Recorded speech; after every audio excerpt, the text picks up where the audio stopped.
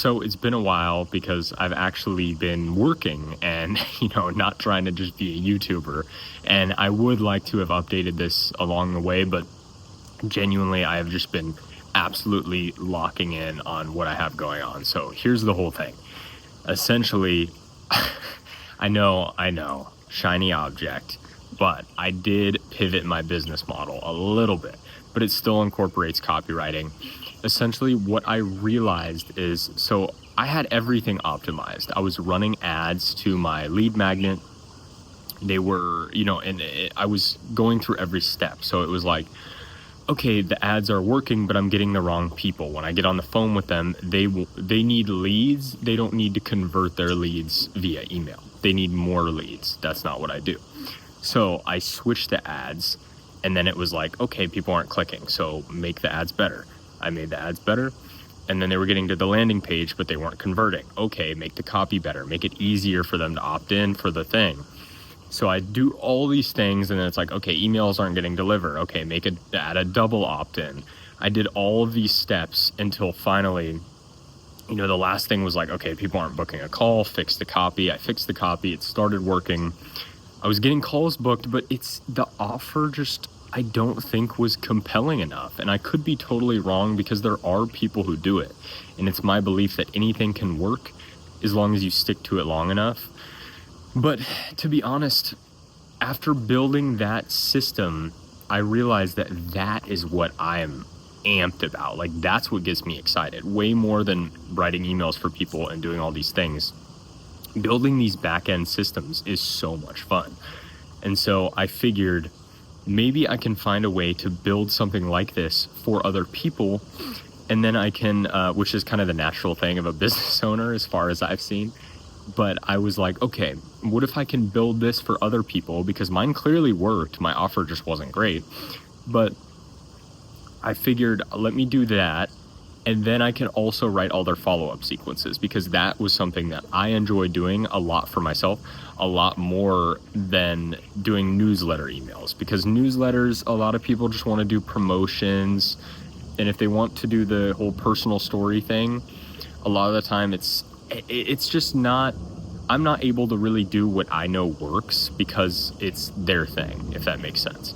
So I thought maybe they would like follow-up sequences. So when a lead opts in, they are getting those certain follow-up sequences sent on a regular cadence, whether that be every day for a while. For me, it was every day for 30 days, and people were booking a call on like the 5th day. And it was just me providing as much value as I could, and then just saying, P.S., if you want me to do emails for you, or emails like this for you, give me a call. So that was working really well. And I was like, wow, if I could do this for other people, I could charge a lot more and also enjoy it a lot more myself, because it's a much more valuable thing than just let me write your newsletters. Anyone can do that. But I don't think everyone has time or wants to or knows how to build systems like this, which it took me a lot of trial and error. It took a few months. And so that's kind of my new offer. On top of that, I know there is also, I've been programming an AI phone answering system. So it's all going to be a lead management system. That's what I'm doing right now. And I was really busy with copywriting and building that initial system. And then once I realized how effective it was and how much I enjoyed it, that's when I was like, okay, I'm pivoting. People aren't closing from my thing. And I'm not going to lie, I think the pivot was correct, because yesterday I barely had everything built out, like just a skeleton, basically the bare minimum of how much you could build something before you try and sell it.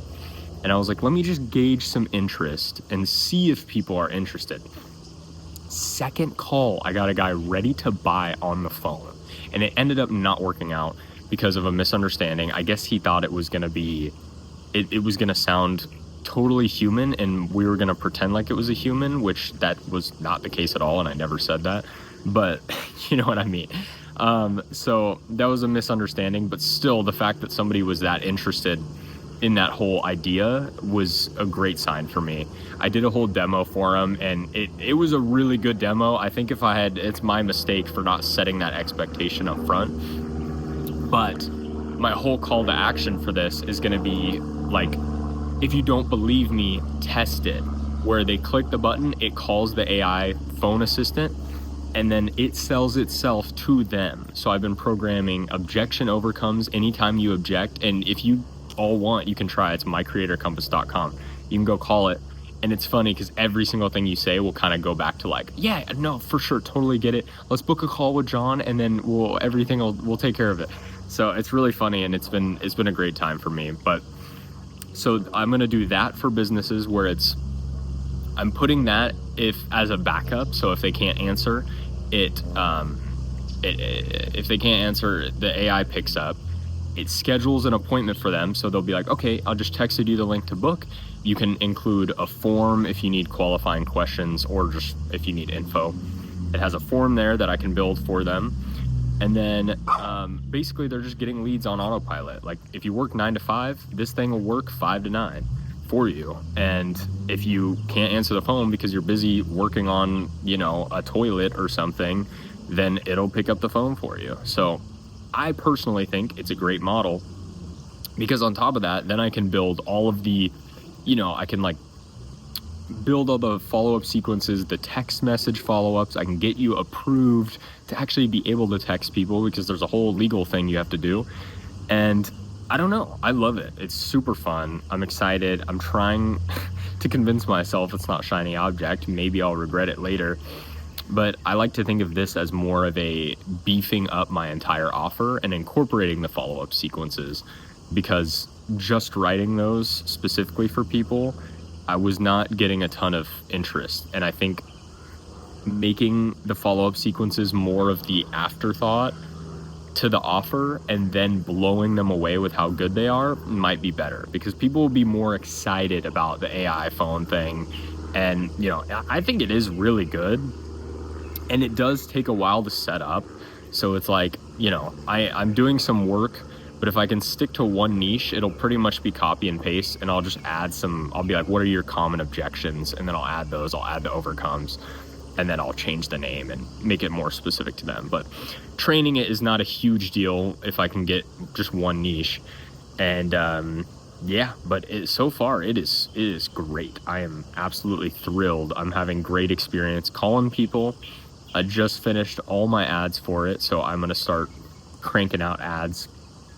But it is kind of funny. It's just, I literally was listening to a podcast today about how you go through 6 months of something and then you switch and you do that cycle forever.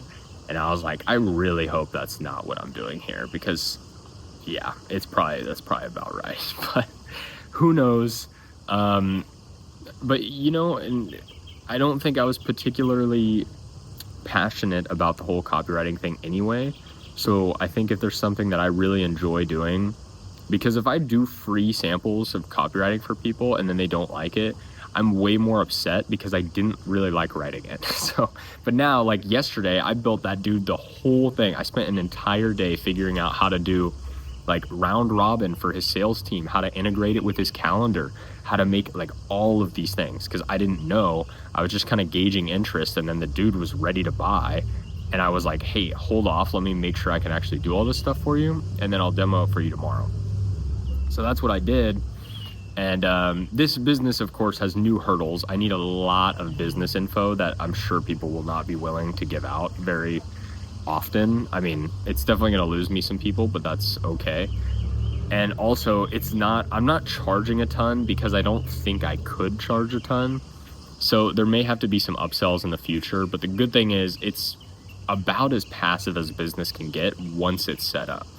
The follow-up sequences will be I'll do follow-up sequences, but the whole, the customized thing and make them really good and personal, that's going to be more of that'll be like an upper tier package that people can buy, which I don't think anyone's going to care enough to, but if they do, I have it there. Or if people are like, wow, the ones you have are good already, let me upgrade, things like that. So anyway, that's what I've been doing. That's what I've been up to. Like I said, not really sure if it was the right decision, but I feel very good about it. Personally, it feels right. I think the copywriting the whole time, it just didn't feel fully right. And I had a belief for a while that was stupid, but I really felt like it didn't matter. If you were passionate about it, you just had to do it enough, and then you'd get good, and then you'd love it. But I don't know if I fully agree with that, because it's just not something that I lived and breathed. And I'm a very passionate person. I'm into so many things. Like, I love football. The Chiefs lost and I was crushed. And, you know, all these things, like, I'm very passionate about a lot of things. So if I'm not necessarily passionate about something, I don't think it quite works for me.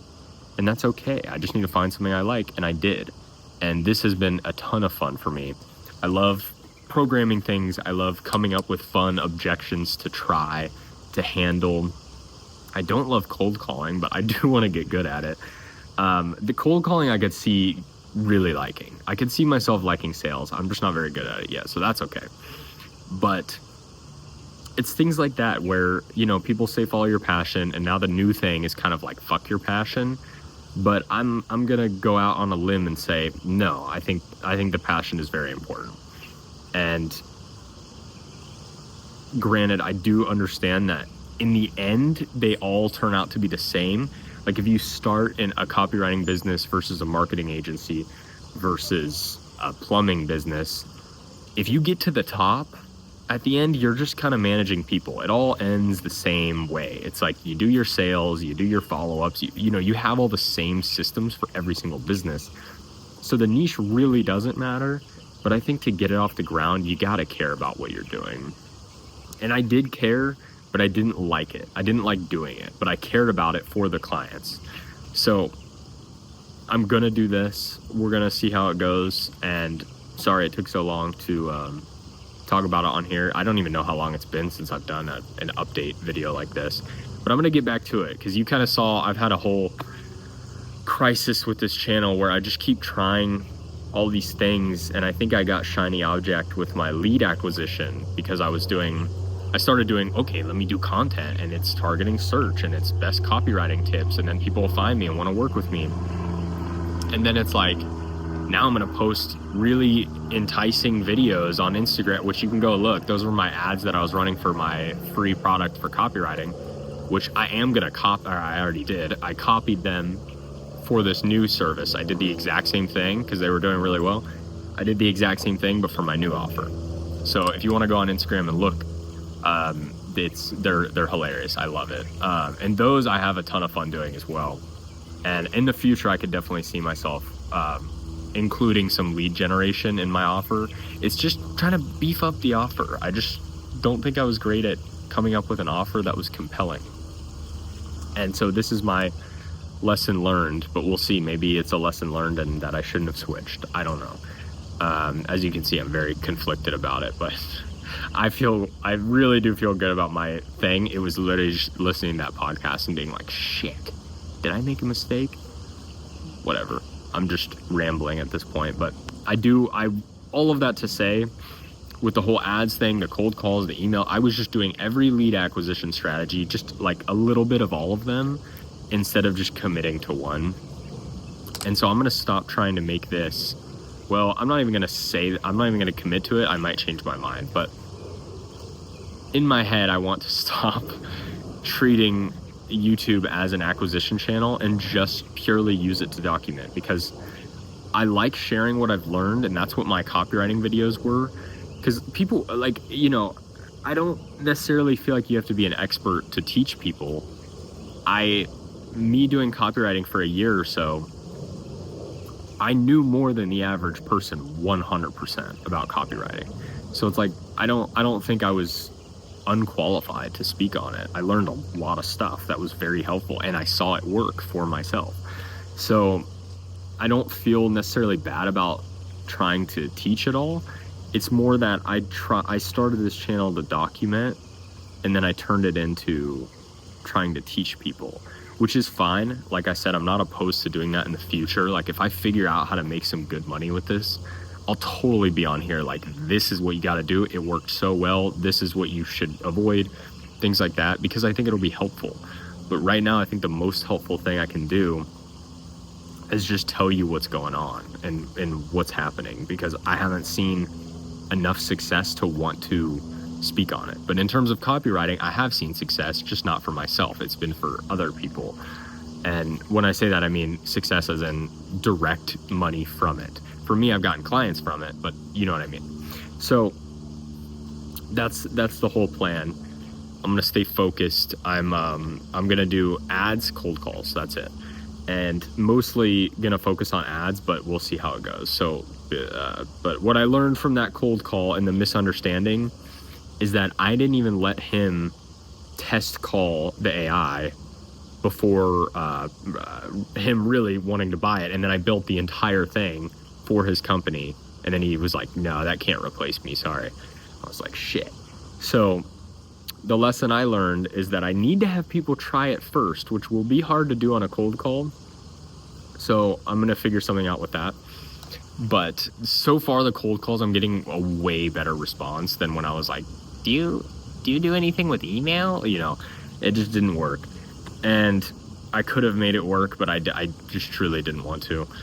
And the ads I think are going to work well because the call to action is purely just click this button and try it for yourself.